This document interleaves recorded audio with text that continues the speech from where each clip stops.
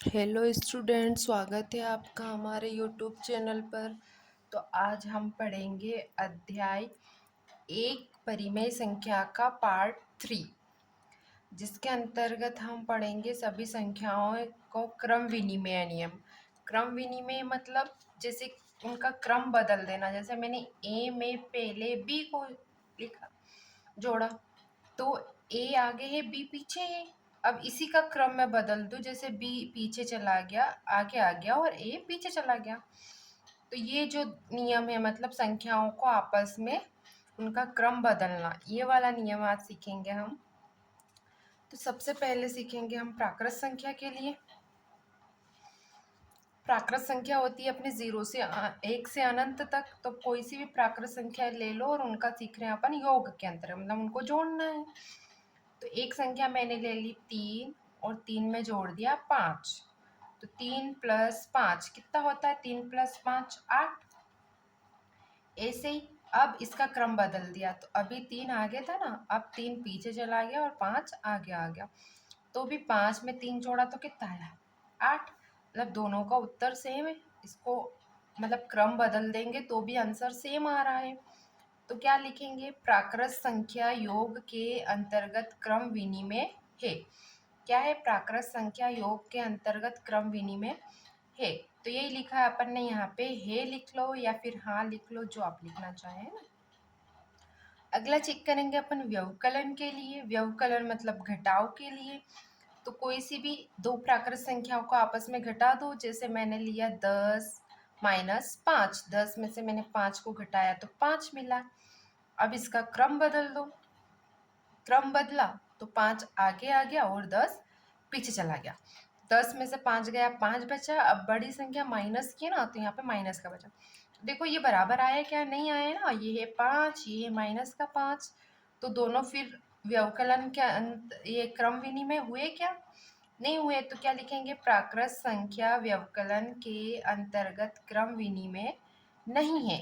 क्या लिखेंगे? नहीं है। प्राकृत संख्या व्यवकलन के अंतर्गत क्रम विनिमय नहीं है।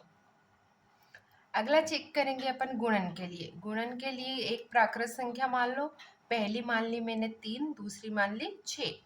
तो 3 का पहाड़ा 6 बार बोला तो 6 तिया 18।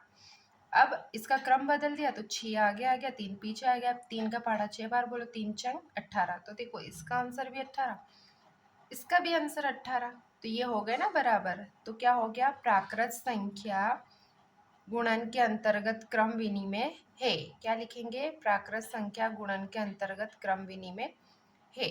अगला चेक करना अपने को भाग के लिए। प्राकृत संख्या के लिए तो दो प्राकृत संख्या ले लो। जैसे 10 भागित 2 लिख दिया मैंने। अब इसका क्रम बदलेंगे तो 2 पहले लिख दिया, 10 बाद में लिख दिया। तो 10 भागित 2 मतलब 10/2। तो 2 के पहाड़े में 2 एक बार में, 10 5 बार में। तो आंसर क्या आया? 5/1। ऐसे इसको काटा तो 2 एकम 2, 2 पंजे की 10। तो इसका आंसर आया 1/5। तो ये है 5/1, ये 1/5। तो दोनों बराबर है क्या? नहीं है। तो क्या लिखेंगे? बराबर नहीं है ना ये, तो बराबर नहीं है, काट दिया अपन ने। तो क्या लिखेंगे? प्राकृत संख्या भाग के अंतर्गत क्रम विनिमय नहीं है। प्राकृत संख्या भाग के अंतर्गत क्रम विनिमय नहीं है। अब किसके लिए करेंगे? पूर्ण संख्या। पूर्ण संख्या कहाँ से शुरू होती है? 0 से। तो कोई सी भी दो संख्या ले लो। जैसे मैंने ले लिया पहले 2, योग के अंतर्गत कर रहे तो जोड़ दिया 10।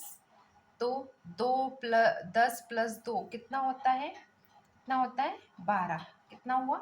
12। ऐसे इधर अब इसका क्रम बदल दिया तो 10 आगे आ गया, 2 पीछे चला गया। तो 10 + 2 कितना हो गया? कितना हो गया? 12। तो देखो ये भी 12, ये भी 12। तो पूर्ण संख्याएं योग के अंतर्गत क्या है? क्रम विनिमय है। क्या लिखेंगे?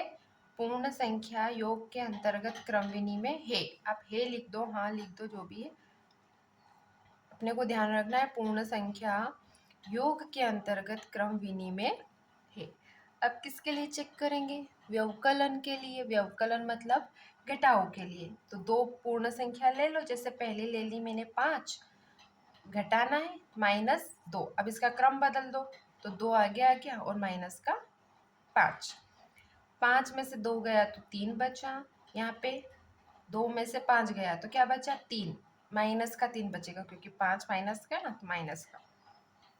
तो देखो ये आया 3, ये आया माइनस का 3, तो दोनों बराबर है क्या? नहीं है। तो क्या हो गया? पूर्ण संख्या व्यवकलन के अंतर्गत क्रम विनिमय नहीं है। क्या लिखेंगे? क्रम विनिमय नहीं है। अगला चेक करेंगे अपन किसके लिए? गुणन के लिए। तो कोई सी भी दो पूर्ण संख्या ले लो, जैसे मैंने लिया 10 गुणित 0, तो 10 का पढ़ा 0 बार बोला तो क्या आया? 0। अब इसका क्रम बदल दो तो 0 आगे आ जाएगा और 10 पीछे चला जाएगा। तो 10 का पढ़ा 0 बार बोला तो भी क्या आया? 0। देखो ये बराबर है, ये बराबर है ना, ये भी 0 है, ये भी 0 है, तो क्या हो गया? पूर्ण संख्या गुणन के अंतर्गत क्रम विनिमय है। क्या लिखेंगे?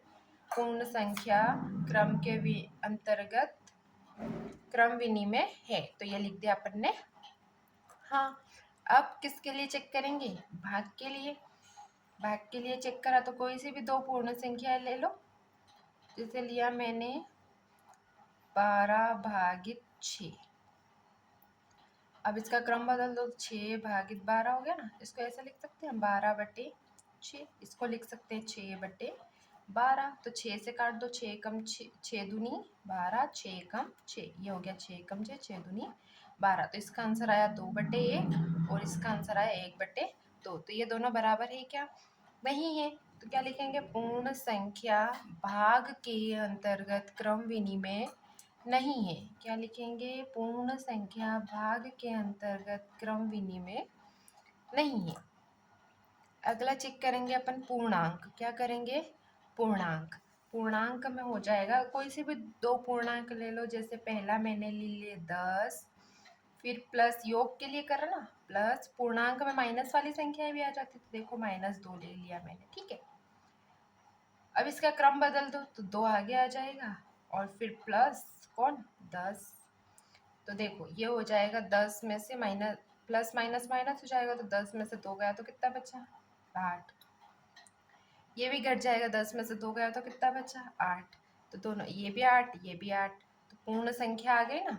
सेम उत्तर आ रहे दोनों के क्रम बदलने पर भी। तो क्या लिखेंगे? पूर्णांक योग के अंतर्गत क्रम विनिमय है। क्या लिखेंगे? क्रम विनिमय है। तो ये आ गया। हाँ, अगला किसके लिए करेंगे? व्यवकलन के लिए, मतलब घटाएंगे। तो कोई सी भी दो पूर्णांक ले लो। जैसे मैंने ले लिया एक -4, उसमें से घटाना है मेरे को 10। माइनस के 4 में से 10 को घटाना है। तो अब 10 को आगे ले आया, फिर माइनस कौन है? माइनस का 4, घटा दो। तो ये हो गया अपना जुड़ जाएगा ये माइनस माइनस प्लस। तो 10 और 4 14, काय का? माइनस का। अब ये हो गया माइनस माइनस प्लस, तो 10 और 4 14, ये क्या हो गया? 14। पर ये 14 काय का आएगा? प्लस का। काय का? प्लस का। तो ये है माइनस का 14, ये है प्लस का 14। तो ये व्यवकलन के अंतर्गत क्रम विनिमय हुए क्या? नहीं हुए। तो क्या लिखेंगे? पूर्णांक व्यवकलन के अंतर्गत क्रम विनिमय नहीं है। क्या है? क्रम विनिमय नहीं है। फिर किसके लिए चेक करेंगे? गुणन के लिए। तो गुणन के लिए कोई भी दो पूर्णांक ले लो। एक पूर्णांक ले लिया मैंने -3 गुणित 2। अब इसका क्रम बदल दो तो 2 गुणित -3। तो बोलो 2 तिया 6, काई का? माइनस का। और इसका 3 दूनी 6, ये भी काई का? माइनस का। देखो इसका आंसर -6, इसका भी आंसर -6। तो दोनों आ रहे ना। क्या लिखेंगे? पूर्णांक गुणन के अंतर्गत क्रम विनिमय है। क्या लिखेंगे? पूर्णांक गुणन के अंतर्गत क्रम विनिमय है। हाँ आ गया। हाँ, पूर्णांक गुणन के अंतर्गत क्रम विनिमय है। अब अगला है अपने पास भाग के लिए। किसके लिए? भाग के लिए अपन चेक करेंगे। भाग के लिए है कोई सी भी दो पूर्णांक ले लो। जैसे एक ले लिया मैंने -16 भागित 4। अब इसको उल्टा कर दो तो 4 पहले आ जाएगा, भागित -16। इसको ऐसे लिख सकते हैं क्या? -16 भागित 4, और इसको लिखा 4 भागित -16।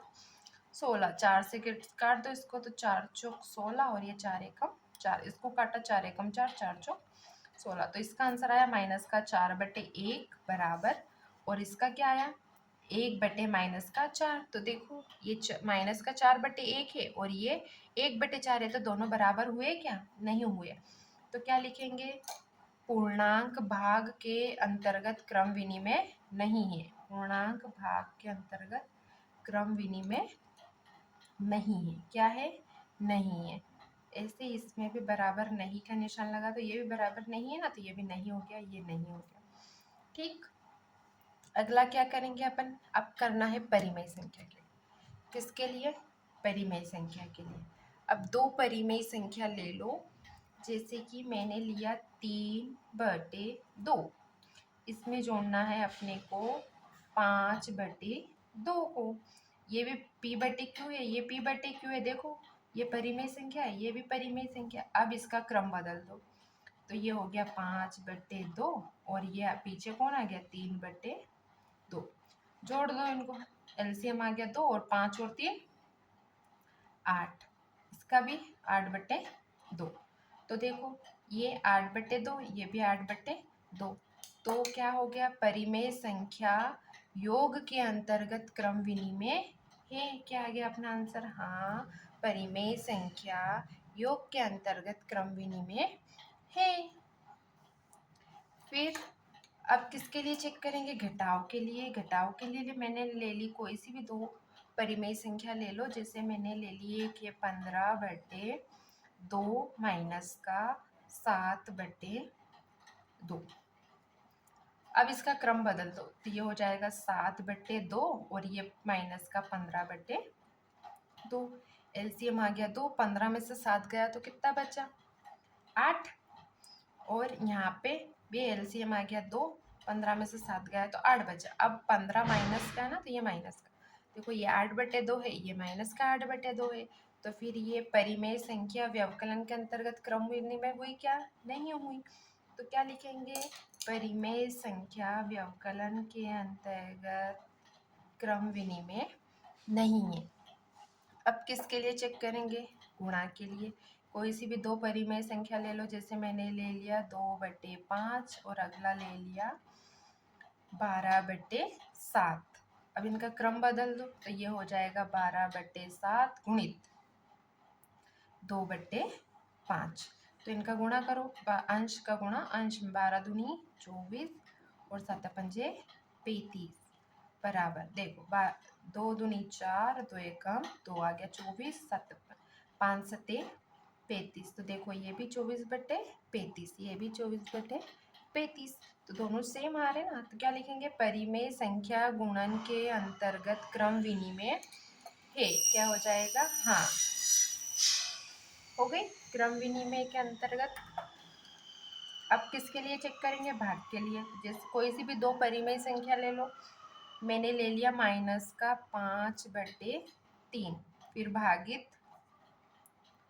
2/4। अब इसका क्रम बदल दो, तो ये हो जाएगा 2/4 भागित माइनस का 5/3। इसको सोल्व करते हैं, तो देखो ये हो गया माइनस का 5/3। इसका उल्टा करा तो ऊपर चला गया 4 और नीचे आ गया 2। जैसे इसको सोल्व करो तो 2/4 गुणा का उल्टा भाग और संख्या बदल दो, तो 3/-5। अब ये हो गया 4×5 20 और 2 3 6। ये माइनस का है, माइनस। अब इसका 3 दूनी 6 और 5 20 माइनस का। तो ये आया माइनस का 20/4 और ये आया 6/-20।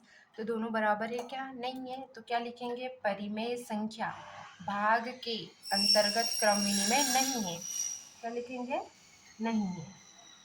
ठीक, ये अगर अपना सबका ये दोनों बराबर नहीं है ना, तो इसमें बराबर नहीं का निशान लगा दो। ये भी बराबर नहीं है। ठीक है, आगे आपको अगर स्क्रीनशॉट लेना है तो ये आप स्क्रीनशॉट ले लीजिए।